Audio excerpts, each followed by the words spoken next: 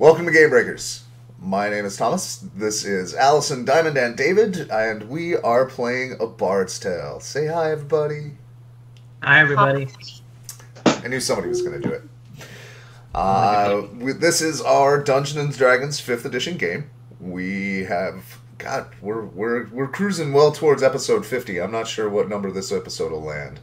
But, yeah, it's been a year, guys. Facebook reminded me that a year ago we posted the very first one of these. So, well, Diamond's been at it a year. You should do a giveaway. Need to be out there like Firefly stuff? I always have a lot of Firefly stuff. Yeah? If we did a GameBreakers giveaway of Firefly stuff, people would click or something for it. I'm certain of it. Firefly will never become not cool. You hear that? Never not cool. Don't you fuck it up, whoever does the gritty, dark reboot. That no one wants. That no one asked for. Not sure I can eye roll. or we'll see. Right. So, in that vein, when last we left our intrepid heroes, they were cruising on the back of a purple worm that was at the service of the people of the moon in the desert, whose water mother you had just rescued, and who unfortunately are also allied to the Death Knight Borannor. You guys were around your campfire, ways back from the head, discussing your plan, how you were going to proceed. Did you have anything to throw out in character to each other before we move that forward? So, realistically, we can't... This is all really low, or using earrings or something. And we'd established the end of last episode that they can't hear us. We're being subtle, like, somehow. We really probably can't take on Borannor directly. So... Sounds like a challenge. I know. But I'm tired, aren't you? Nah, not in-game.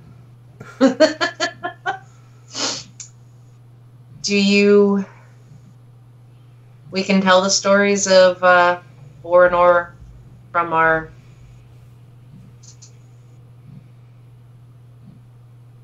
history. Wow, I can sentence. You mean the tales of him being a douchebag? Yes, essentially. Are you sure that won't get us burned at the stake for heresy? One more time? Are you sure that won't get us burned at the stake for heresy for speaking against their hero? No.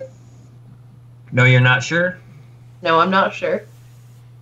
Okay, you try that, I'll be over here. You got any good ideas, Stan?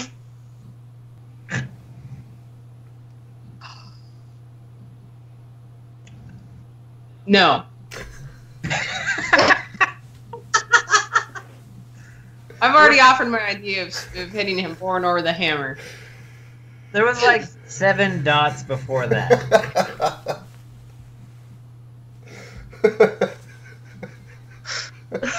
Yep.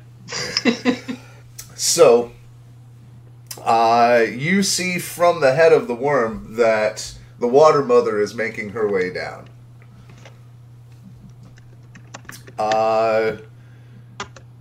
ClickClack, your passive perception is like 20, ridiculous. Right? Yeah. Alright, so you are also going to see that that subtly just under the sand, there are like there are the hands on either side of like a zombie climbing, or a mummy climbing through the sand down the worm with the water mother. Okay.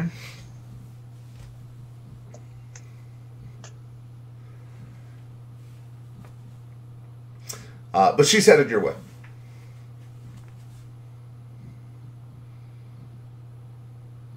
To all of us or to me?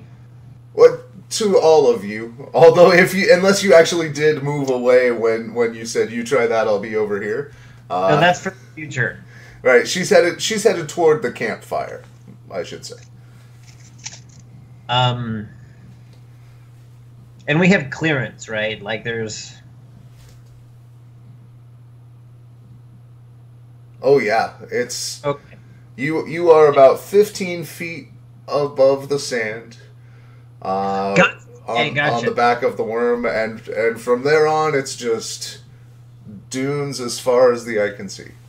I see her coming, and I do the gnome wave. Okay. She kind of. It looks like she's copying a gesture, like she's like, yes, this is how you say. Clearly, it's a gesture without a weapon. Yes, no. And giant shit-eating smile on my face too. Okay. Again, you see her like processing. She's like, "This is a foreigner. What does that face mean?" He'll like reach over and like put his arm down. Right, but she's subtle about it, and it happens quickly by the time she processes and then she just kind of like mirrors it back to you fairly well. She seems insightful. And she closes the distance to you. May I... I'd like to point out, there was also me signaling to you two that we have company. Yeah. It worked. Successful. May I join you at the fire? Absolutely. Yeah. I don't know if we scoot Welcome. sideways. Thank you. She just goes and sits on her heels and sets her hands out for warming.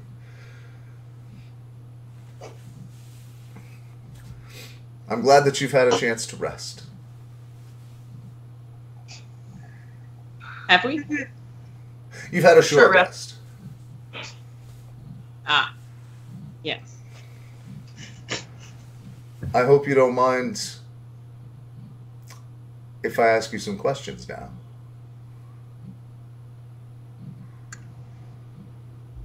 I just looked to the bird.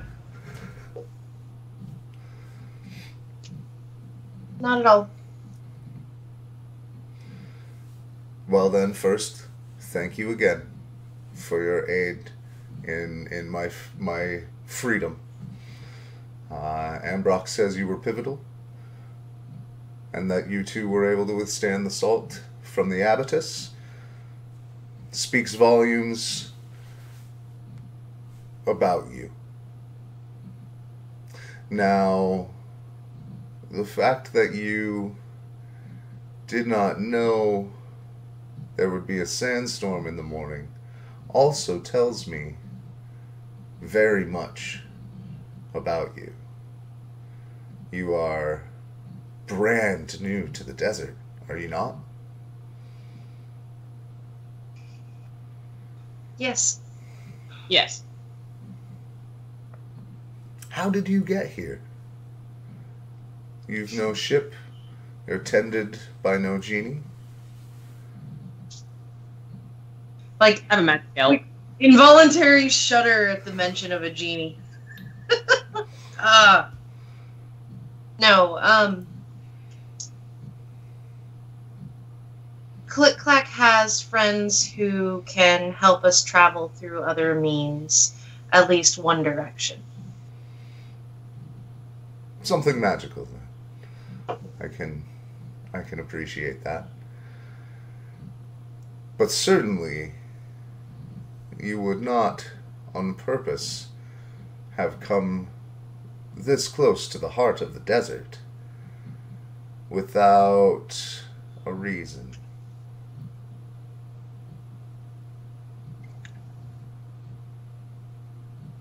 I'm just going to keep saying yes or no until she asks a question that she doesn't obviously know the answer to. She just goes silent and looks you in the eye. I mean, like I said, I'll say yes, and then I'll wait. She also waits. The sound of the sand over the worm. It's a very susurrant whisper. There's only the tiniest breeze blowing bits of sand up over the dunes. ClickClack has quietly pulled out some sort of mechanism out of his bag and is quietly working on it so he doesn't have to make eye contact. What it looks like Struana is doing the nod and smile. Oh, okay. That one. That's the one.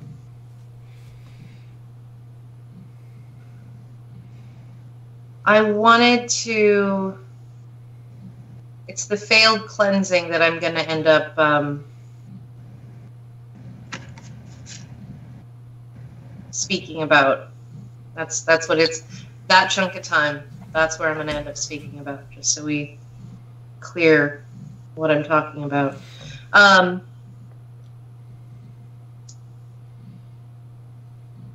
I can wait as long as you, but I am concerned something will happen.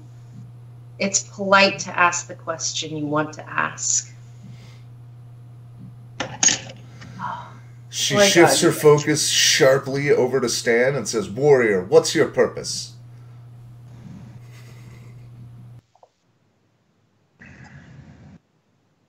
I help people in trouble. Oh? Who's in trouble in the desert? Well,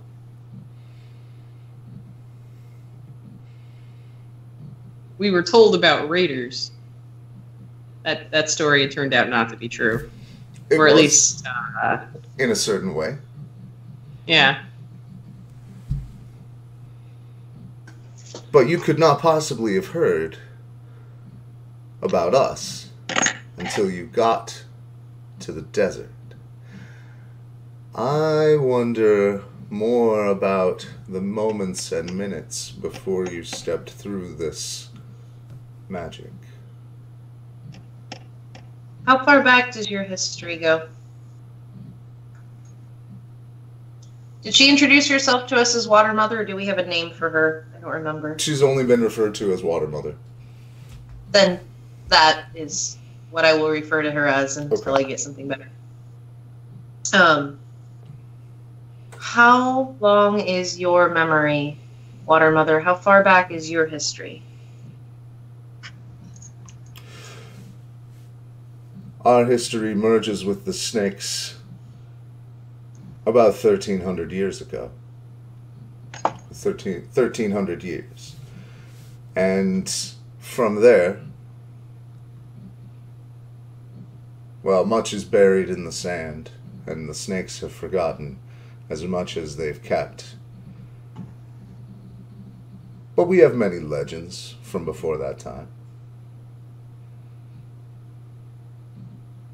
Yours? Total, probably longer. But around 1,300 years ago is when your... I was going to say your Jesus, but I can't remember what they called him.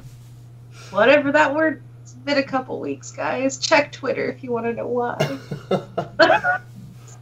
They refer to him as the Darkbringer.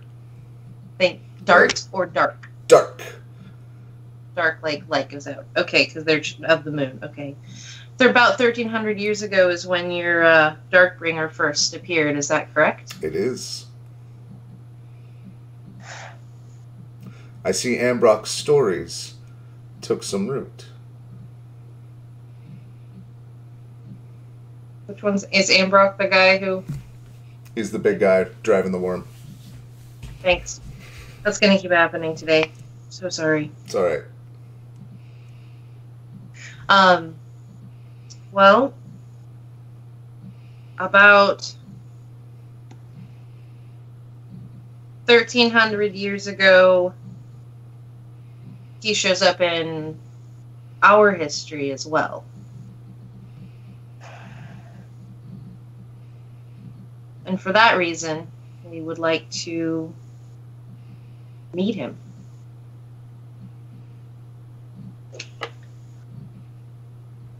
None of this is untrue.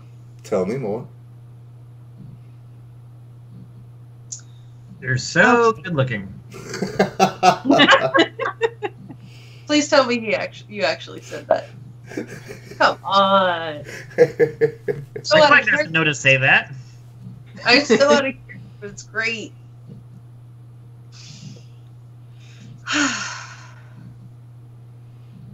Do you know him by any other names? Many.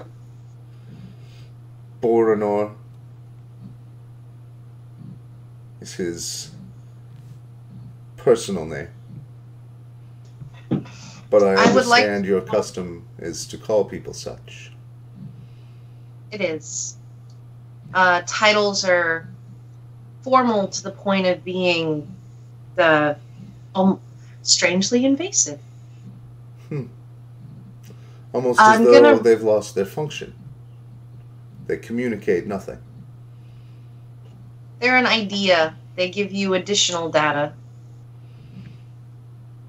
We were warned against that practice 1,300 years ago by a wise prophet from your land. Who was that? Borannor. I'm gonna roll an insight check briefly, just to get a 23. Okay. A sense of anything I can get from her. She is sincere and honest. She also seems to know something is up with you. Is there any iconography on her? Not currently. Just she's in what you might assume are like prisoners' robes. Gotcha. Fair enough. Right. Catch her on another day. Right. She is tattooed. You do see as she like moves her arms and does some things. She's got tattoos down into her collar and that start about like kind of back of the hand and going up the arms. Any images I would recognize? It's in very much the same style as Ambrox. But I mean, like, a picture of a fish or something. No, not pictographic. It clearly has pattern though.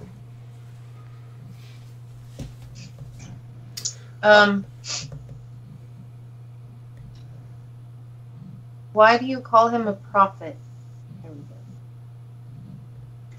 He foretold the future.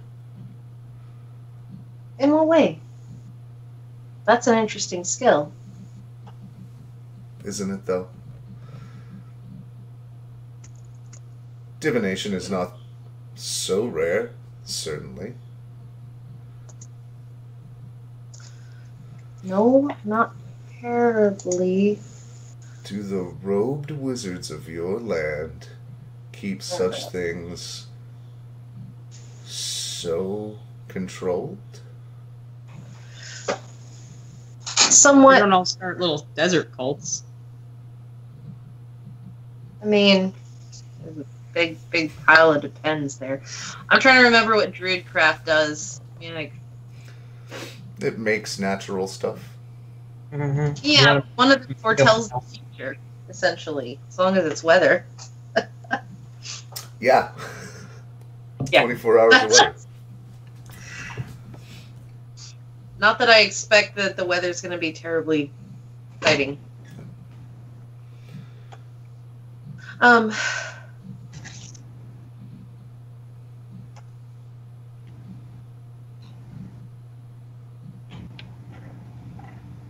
For us, he isn't a prophet. Although, still certainly a figure of legends and stories. I'm certain.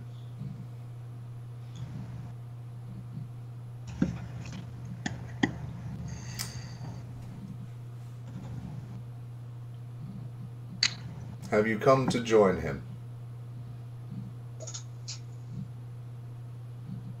Now that just sounds creepy. And she is looking very sharply at all of you.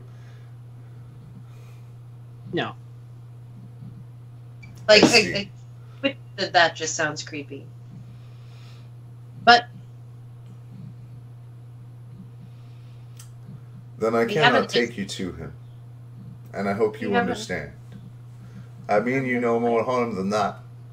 I will take you someplace safe where you can weather tonight's storm.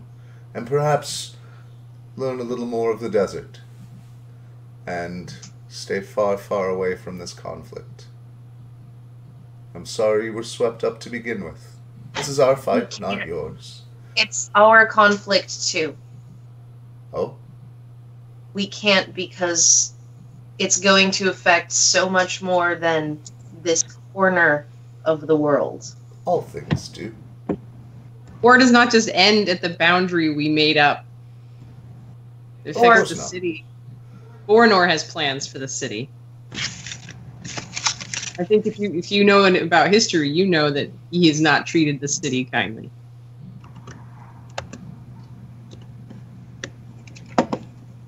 No. Do you know about the history of the Delta? We've been told some. We've heard some.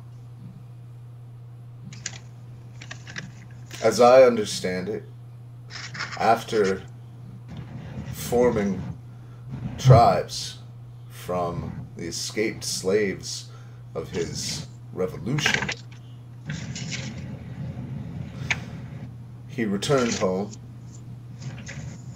many hundreds of years later due to a magical trap set by the Dune Harrow,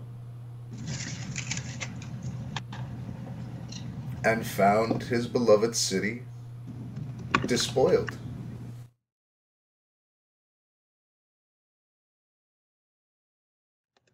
And then when he tried to make it right, he was turned into what we see him today. Is that inaccurate? Not entirely. Yeah, he white knighted so hard he black knighted. Yeah. That's the only way you can get a knight that black. It's to go all the way to the other side of white. And now he can't go back.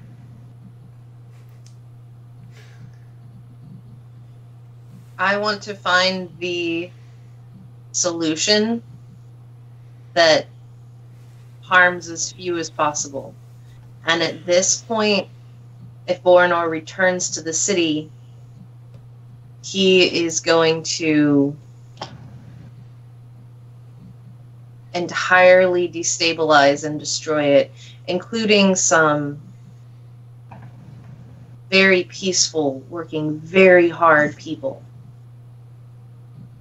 to deal with the corruption that exists within some factions of it. It's a fascinating place. You should go sometime. I understand your concerns. I do, and I sympathize. Which is why you'll have safe passage.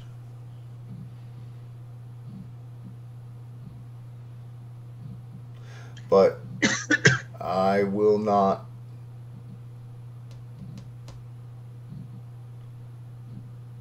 cross the safety and security of my people for a city that has done nothing for us. Neither do we want your people to be not safe and secure. Like, I What? want a better solution. I will do my best to keep Borannor here for as long as possible when we have destroyed the Empire. Does that please you?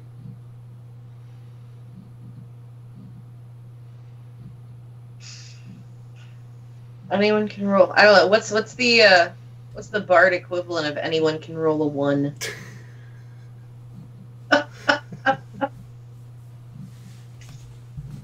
Anyone can blow a foul note, something like that. Hit a bad chord.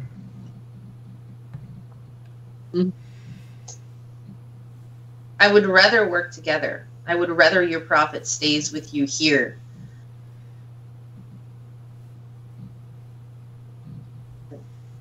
As would we. And I shall endeavor to keep him so for as long as possible. I do not have the authority to order him.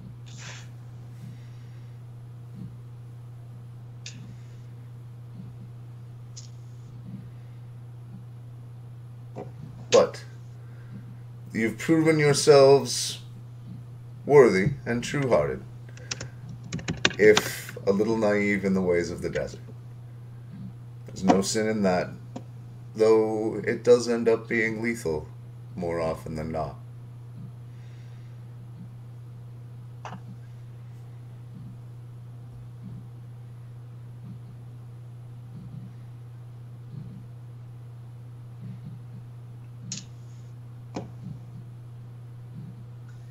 Man, I just want to sleep. What time of day is it? It is night. It is cold, dark. What's our potential for having a long rest here? Because I'm like I don't replenish any spells, man, and like it's like some solid sleep. She has offered to take you somewhere safe. Depending on what time these storms happen in the morning, that probably needs to happen soon, or you're not going to get a full rest, though.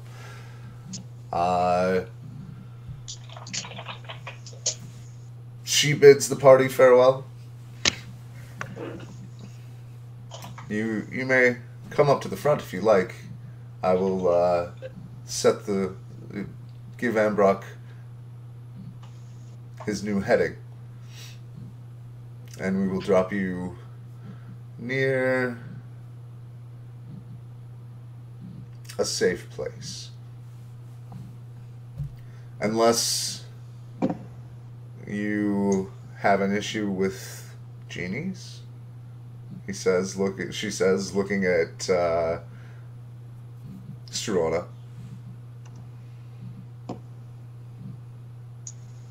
Why did it have to be genies? Are you all particularly friendly with Jinn? I'm not friendly. No, but asking the watermother. Oh. They consider themselves above and apart from us. They take very little notice of our affairs. But their traveling courts gather markets around them every day. There should be one very close, if the winds today were as I thought they were.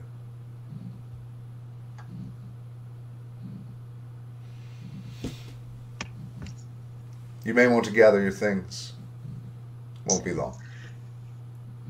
And she starts heading up the front. If you'd like to follow her and keep talking, you can. Knowledge history or knowledge arcana to get some sense of Jinn markets? Then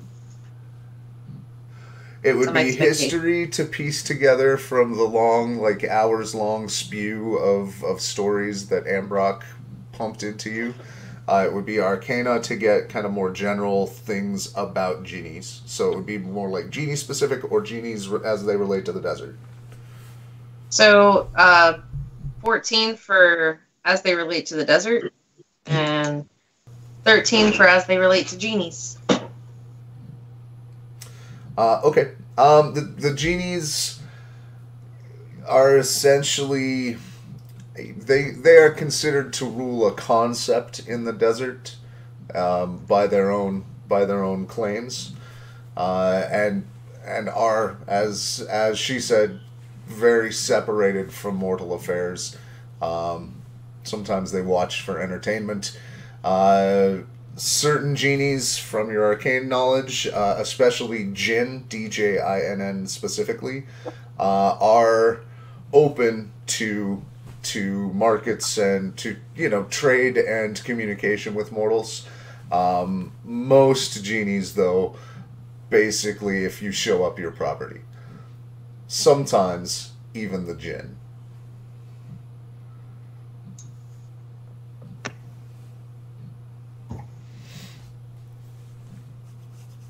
All right. Well, I'm gonna gather my stuff and try to ask her more questions about djinn markets and what to expect there, and all right. Since we can apparently at least be amicable.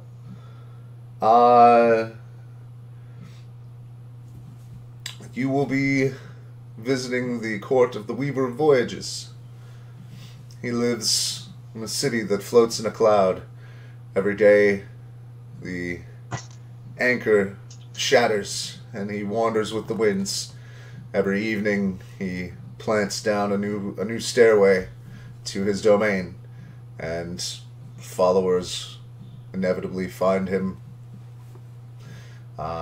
Keeps a court a constant festival. You will find a feast and warm welcome if you can present a valuable enough gift. Otherwise, there are often some sort of accommodations in the market bazaar.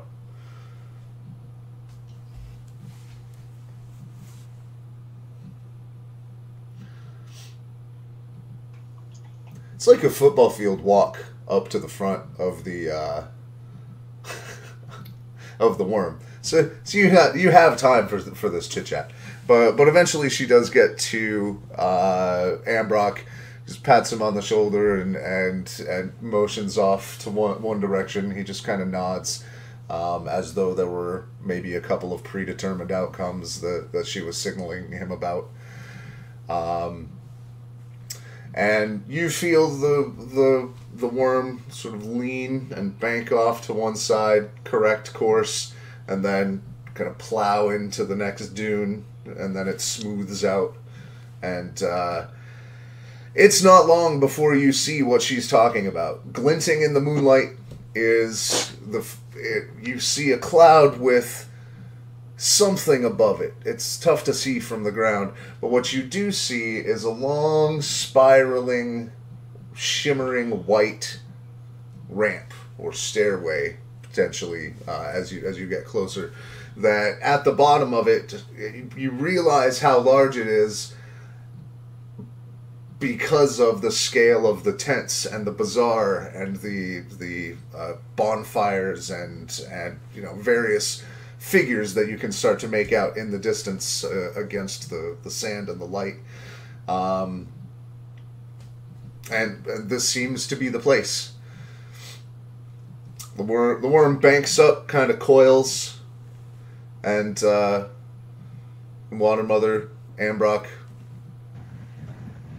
this is farewell. I appreciate again what you've done for me. Thank you.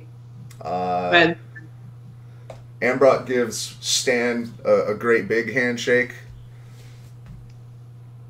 Like, I see you. I hope that if we meet again under better circumstances. Firm handshake. You also feel him as you do like the warrior forearm handshake. Give your armor like a squeeze and a tap, just like checking it out a little bit, and then cagey.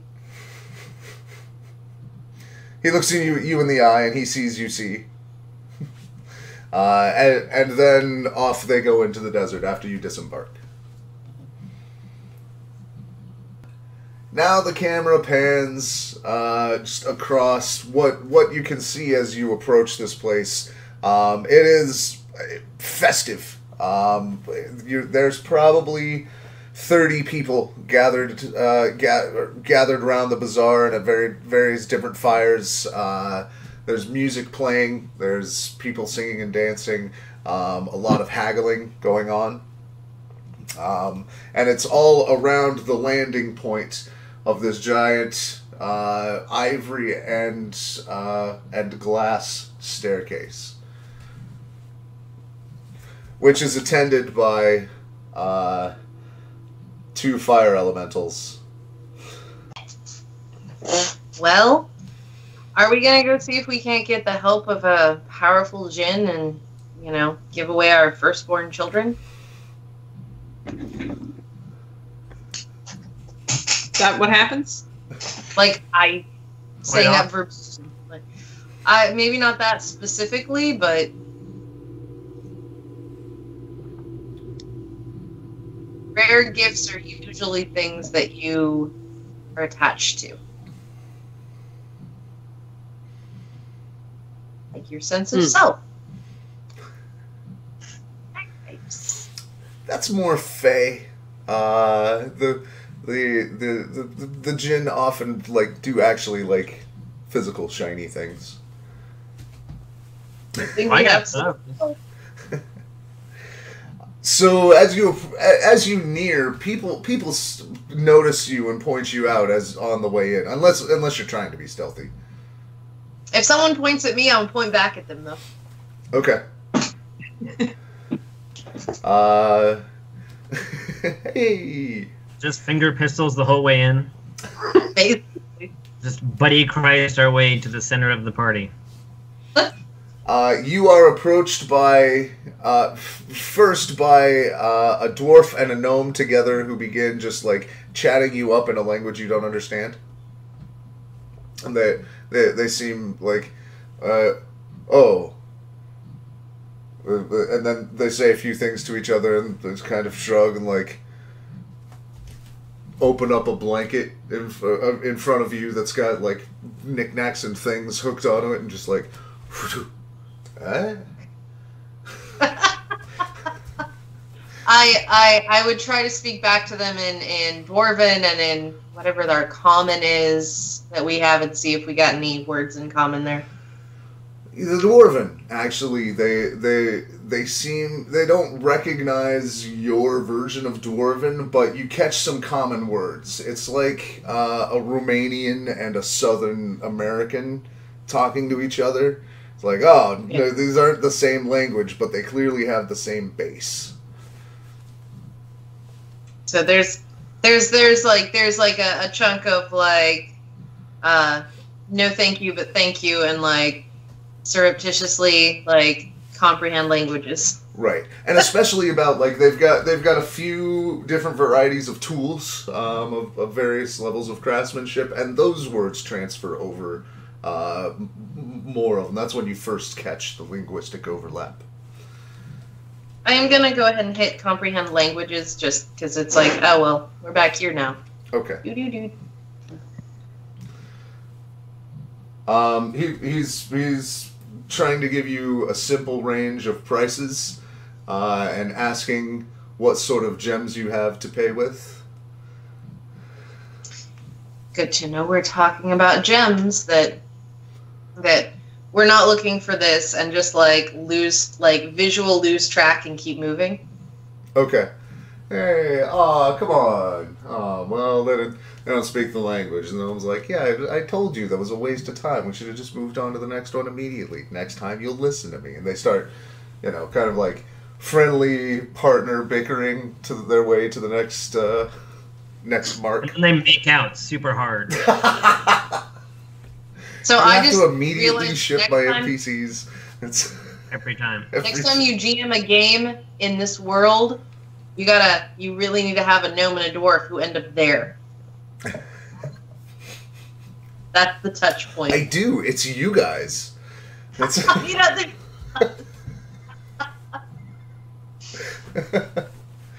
so. keeping a lookout for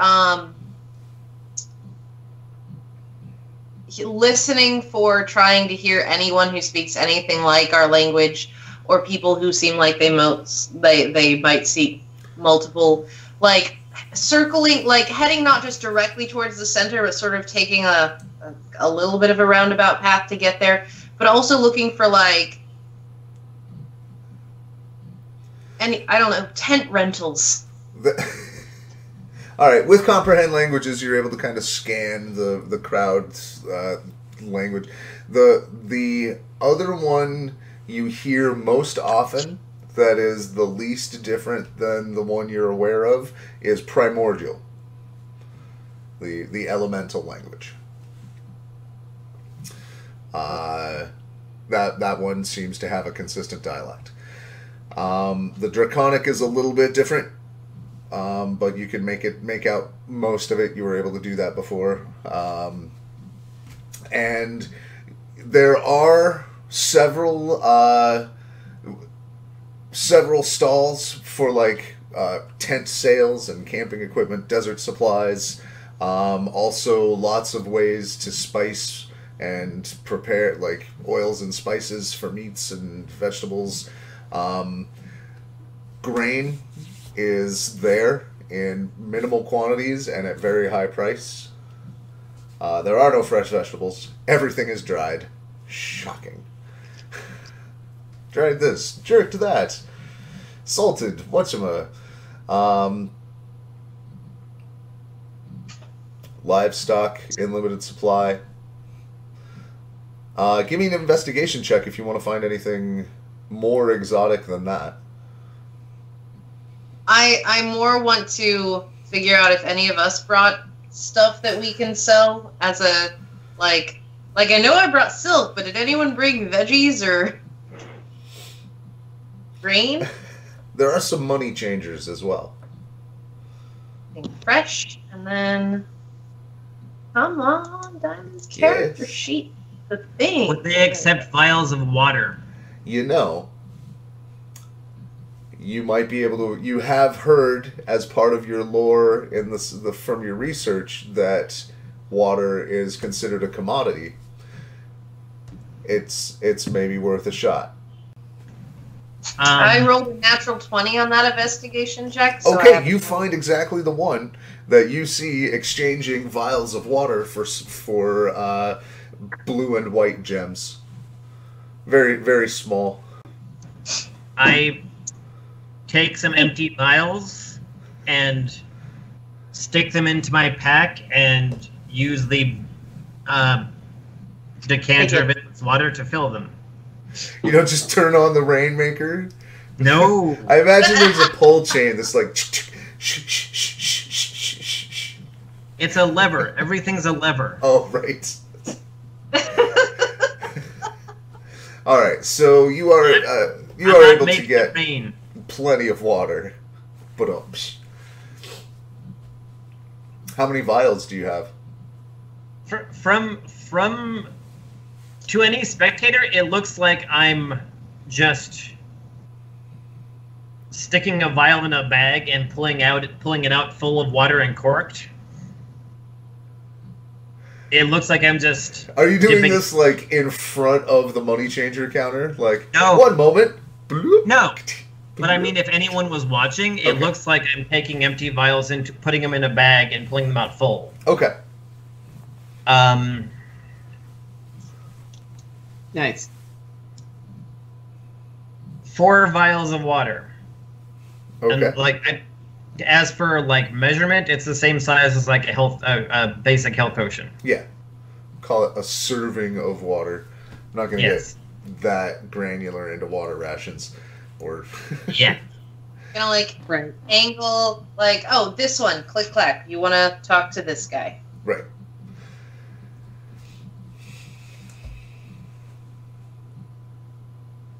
You're the one having the business deal, my dear. It is an Arakosra. That's a terrible idea. That greets you. It's like... So what? An Arakosra.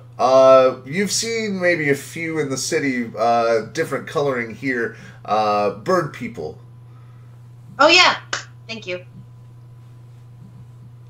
So the gems he's trading for, does that look like that's currency to other places? Yes. Or to everybody else? Okay. Yes. And as you approach, he's to the hawker at the the whatever person holding the sandwich board sign is also referring to the gems as the Weaver's favorite. Well, that's always helpful. Okay. Again, 20 investigation check. So Also, I don't have comprehend languages. So Nope. Can I give this a try, David? I hand you one. Okay. Thanks for the show of confidence there. Appreciate it. No. I'm not letting them know how much money I have. Okay.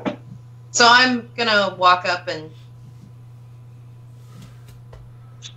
Aha! Welcome. I see you have water to trade. Excellent. It's got a kind of a whistle around his voice that I can't do as a human. Someday I'll get cool sound effect software, but not today is not that day. We've all talked to birds. We know how it is. Good. Glad we have common experience there. He takes it, uncorks it, sets it in he sets a scale in front of him. He's like, please check the weights.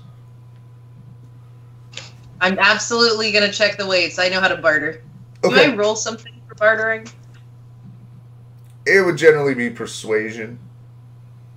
Okay. I always assume that money changing is at a fixed rate. Yes. Yeah, okay. So I am just going to make sure the weights match what I think that water should weigh. Okay. Right, and he levels the scale in front of you with the has it tear it out and weighed out with the bowl, and he's it makes sure that the mechanism isn't tilted. He doesn't have his thumb or pin feather on the scale. And he goes out and sets out a weight. Comes out to, we're not going to figure out the weight of water because it's too much math for D&D. And then refers to comprehend languages, let you read.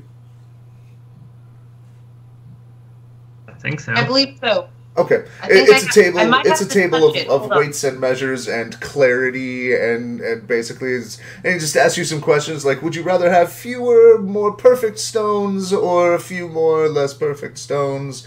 It only really matters if you'd like to go upstairs. Any written language that I see, but I have to be touching the surface in which the words are written, so I would just surreptitiously Okay. How are you going to stop angle you. it to feel better, whatever. Yeah.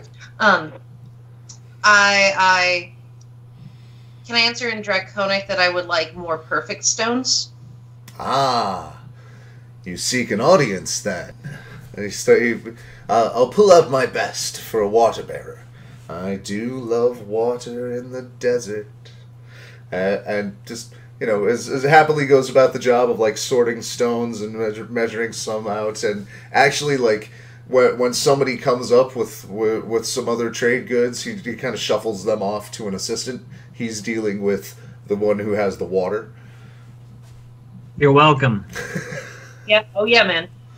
Absolutely. Please bring any more in you like. We do endeavor to keep the best stones and those that are currently most in the Weaver's favor.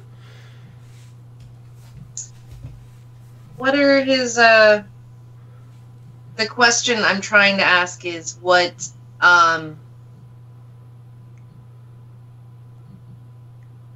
much water the weaver typically takes, because it's too obvious we haven't been here before, so saying that is not super surprising. Well, there's really no predicting the Weaver's moods. The Nawabi has mercurial nature, but is kind to those that are loyal to it. Do you have anything strange or special in your gemstones? Something that you haven't seen many of? Well, and he leans in really close and puts both his hands and his wings together. I do have something very large, if you're interested. Now, if you have to ask how much it is, you can't afford it. Very large how? Very large? Very large.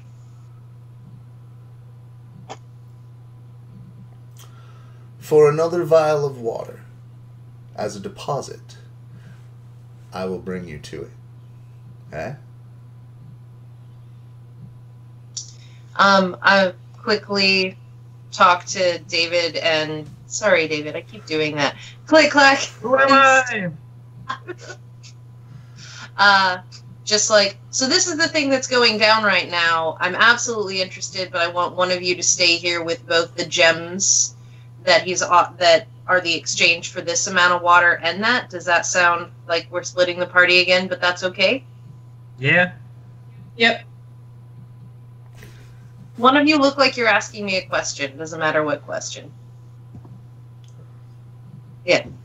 And then turn around and at what distance?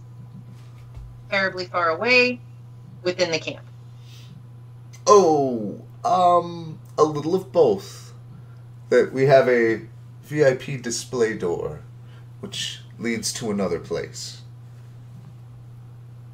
Oh shit, guys, that's a dimension door. Yeah.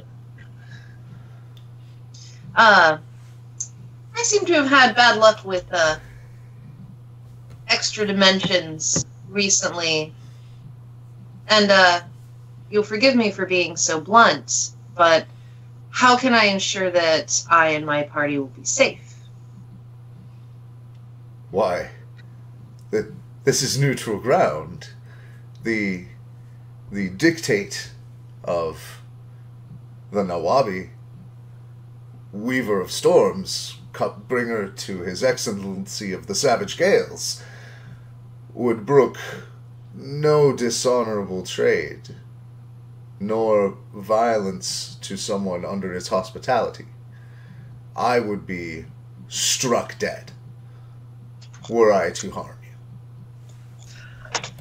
Just because I can, I'm going to go ahead and roll an insight check. Okay. Which is only a 13, but just to check his sincerity. You detect no cunning, no guile to the statement. Okay. He truly believes, and perhaps has seen others get struck down when they screw around. Then that is fair with me. Right. I'm like, get another vial. Right. There's a brief flashback to him as a younger bird, and like the person that had the shot before him, just like. Turkey dinner. So okay, that is good. Well. So do not trust me. And trust the master. Way ahead of you. What? Don't trust me. Trust the master. He Yeah, gestures up to the city.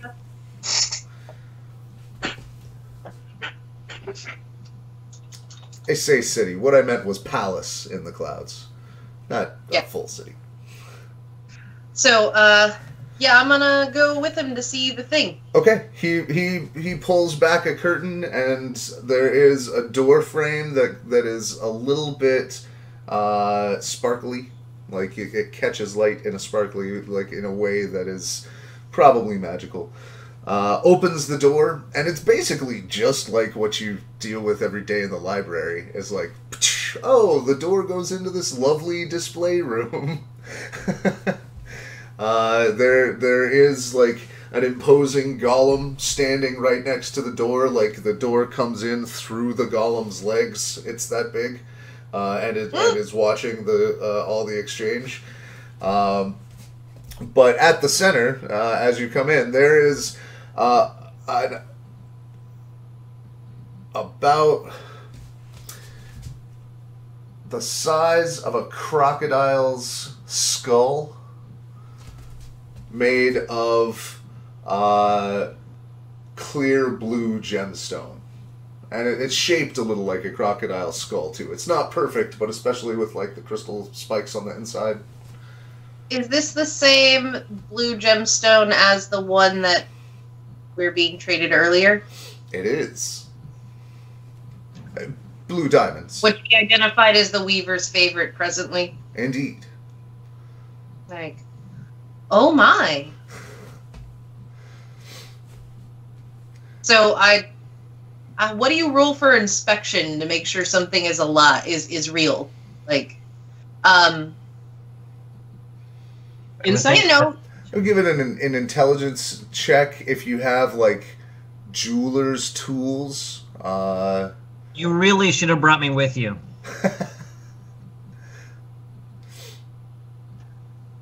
yeah, but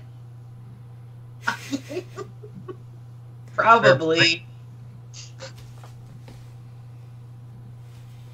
Well, I'm gonna roll an intelligence check and like be suitably impressed, and then my before making such a absurd, ridiculous, expensive purchase, it's just a d20. I got no benefit, so 15.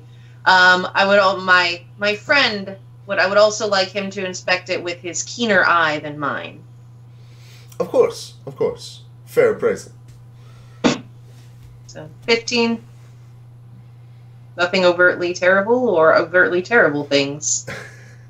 No, it's you don't see any major flaws in it. No fracture points. Nothing. I mean, it doesn't seem to have been made naturally exactly. But it is definitely blue tinted diamond. Okay.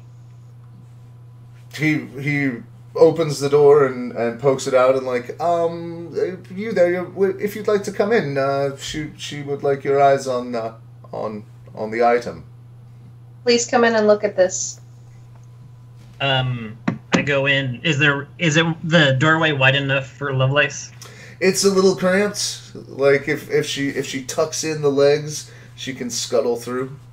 I'll just get off and take the pack and go in. Okay.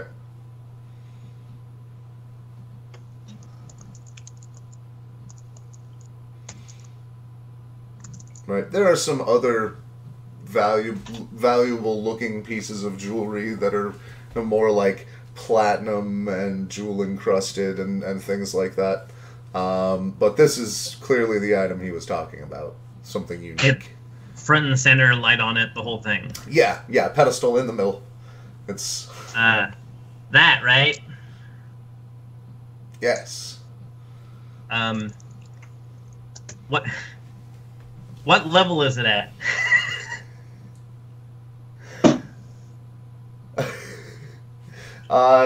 It's about like 3 foot high, but there's a step. Okay. I mean, I have a footstool with me, but okay, walk up, get out my jeweler's kit. Okay. I look at it. What am I looking at? It is blue diamond, shaped as I mentioned, reminiscently like a crocodile's head, and about the size of a smallish, like juvenile crocodile. It's about that big. It is about 60 pounds worth of gemstone. Does it look like it's been cut in that shape, or that just happens to be the shape that it developed in? It seems like it was probably magically shaped, or was really that turned into diamond and deformed. The jeweler has no idea. He only knows the dimensions. He doesn't know the story. I turn to Struana. What do you want to know? If there's any reason, Jeannie won't take it as payment.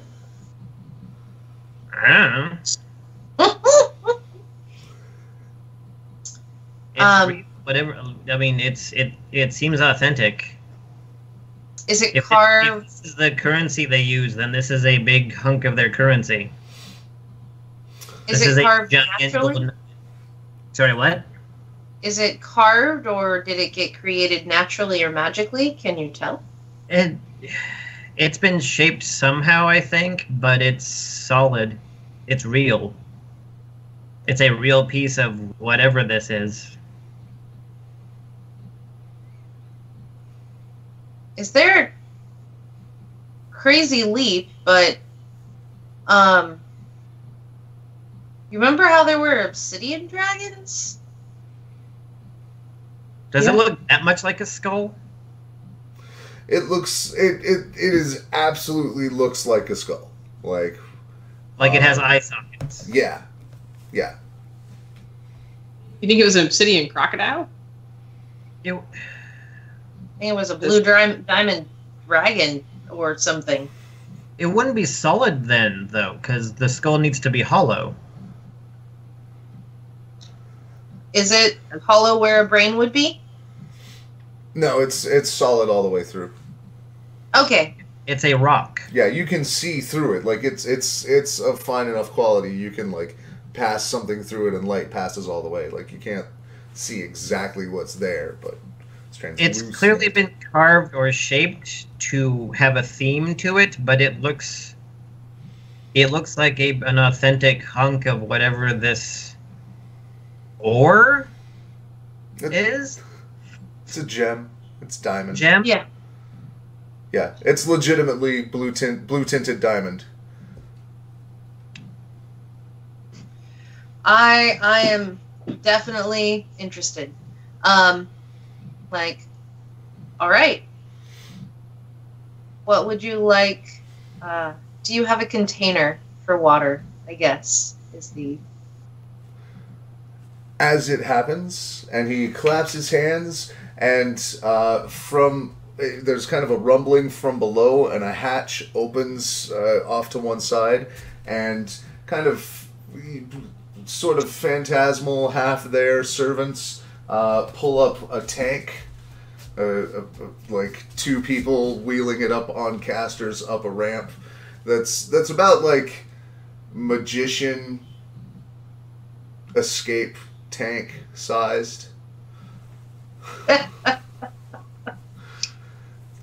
He wants that much water? Yep. Are we Fortunately, making this purchase? I'm gonna just do it with my decanter, Okay. basically. It looks more impressive if you have me do it. It's if you want to, sure. Okay.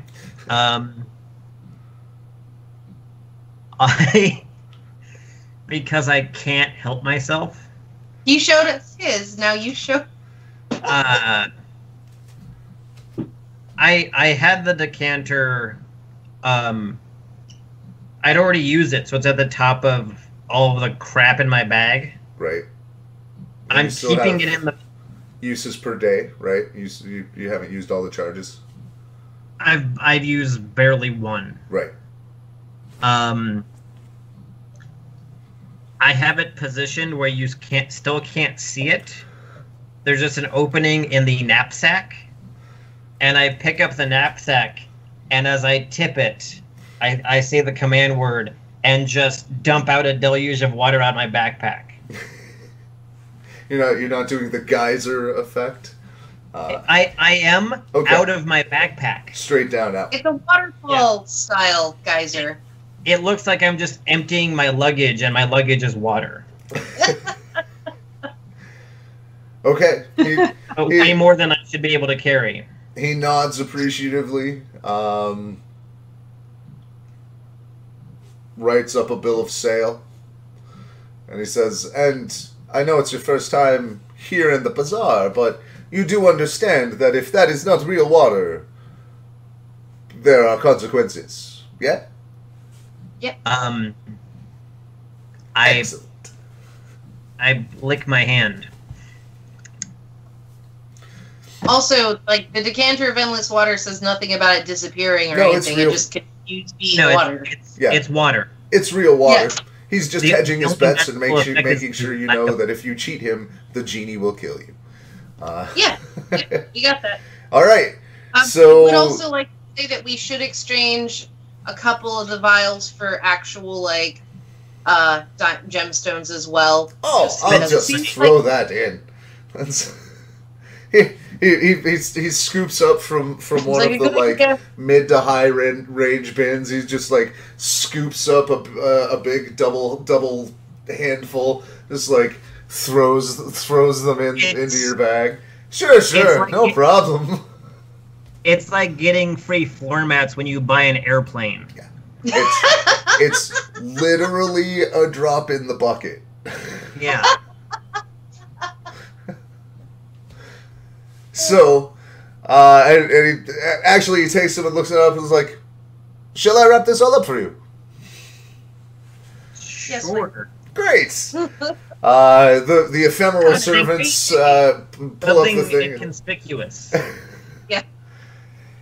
A big bag with a $sign on it. We should put it in a bag of holding. Yeah. Oh, hey, I have one of those. Wait, me too. I have a couple of those at this point. Right. Well, I assume you'll just be taking it directly up to the stairway where you will present it, and if it is acceptable, and I am sure that it is, you'll be admitted to the feast. Ah, I mean, there is nothing else in this market that you could possibly trade that thing for. Right. What? Have you been to the feast? I was invited twice this year, he says with great pride. I'm definitely gonna play off that, and the super excited you get for a friend thing, like, wow, really? Oh, that's so impressive. You know Aerosmith? Yeah. Oh, I did this to someone the other day who's like, I toured with Megadeth. Like, really? Right? That was not a thing that happened. What was it like? Oh, it was magnificent. There were creatures there I could never have imagined. I've only seen coming and going, flying about the place. But, I mean, angels, demons, genies, Ifriti, all creatures, things that out of storybooks. It's truly fantastic. I hope you are invited to stay for as long as you like. I, of course, a common merchant, could only stay for a single day. And night. He says with like wink wink nudge nudge. And he's like, speaking of which, you'd better go quick. If that's your destination, no sense wasting time down here. Nothing here compares. So all the gratuitous, thank you so muches and whatever else is socially polite. I'm sorry I'm metagaming a little bit. That's all right. I mean, you say your goodbyes from the merchant and head where to? You guys ready? Yeah. So we go. Okay. Okay. So you are met by fire elementals at the doorway, and there is another Arakosra there that is robed in livery, blue and white livery, very airy sort of designs and embroidery, a lot of swirls and whorls, and greets you at the gate. Oh, welcome. thank you. Right. A creature of swirls and whirls, you said? The robes. It's another Arakosra. It's another bird person. Okay. Hello. Greetings. This is going to end up being in Draconic, I guess. We seek entry. You understand him in all of your native languages. Oh, that's good. That's helpful. We seek entry to the feast and Of a course you audience do. with the Jinn. Of course you do. Have you brought a gift For Nawavi Mozidamem, weaver of voyages. We have indeed, and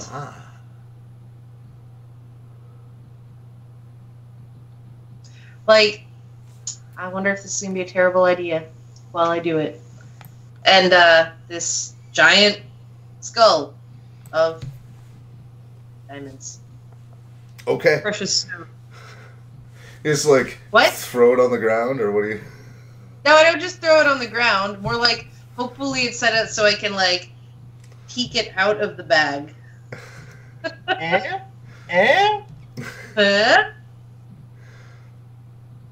Oh, nothing to fear here. Let's see it. I've got to examine the authenticity. Oh, all right. So all the way out. Okay. I shouldn't be worried about this. We bought it with water. Everybody around you is like, no. All the knives come out. There are whispers and murmurs though. That was a good natural 20. My God, finally. Yes. Go for it. Right outside of combat, natural 20s still need them. The Arakostra kind of nods. Well then. It hands it to one of the fire elementals who just flames up towards the city. The other one splits into two and takes its both posts. Well, you've earned the right to climb the steps. We'll see if you've gained any favor at the palace. But he opens the gate, kind of like swings open, and leads you in. It's like, I shall take you to the feast.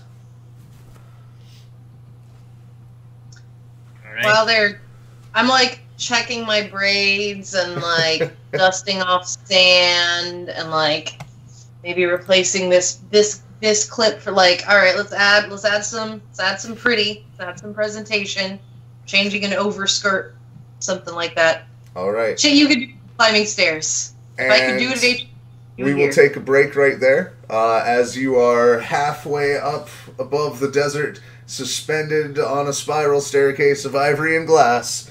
This is A Bard's Tale. Thanks for watching. If you like it, hit like. If you want to see more, hit subscribe. And if you want to see it get better, so do we. Our link to the Patreon is in the doobly-doo. Until then, have a good game.